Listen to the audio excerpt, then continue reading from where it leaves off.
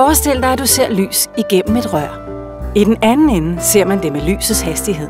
Der er ingen forsinkelse. Det samme gælder fibernettet. Fra du sender data til det modtages i den anden ende, oplever du ingen forsinkelse, uanset længden på fiberkablet.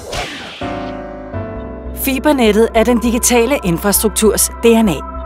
Det er byggestenen for alle bredbåndsteknologier. Alle bredbåndsforbindelser starter med fibernettet.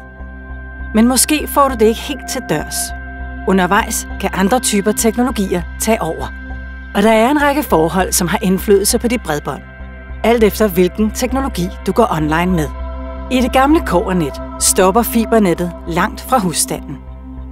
Med kabelnettet stopper fibernettet også, før det når helt frem til husstanden. Energiselskabernes fibernet følger dig helt til dørs og sikrer dig digitale oplevelser med lysets hastighed, helt ind i stuen. Fibernettet er også en fundamental forudsætning, når du er på farten med mobilbredbånd. Fiberen går nemlig helt frem til mobilmasten. Her tager det trådløse signal over. Men hastighederne, du får mobilt, påvirkes af mange ting. Din afstand til masten for eksempel. Og hvor mange brugere, der er på samme mast.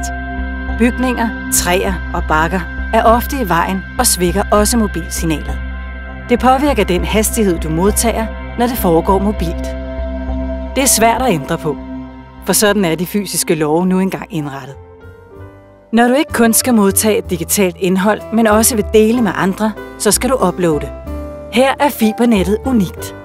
Fibernettet giver mulighed for lige høje hastigheder, både når du modtager og sender digitalt indhold.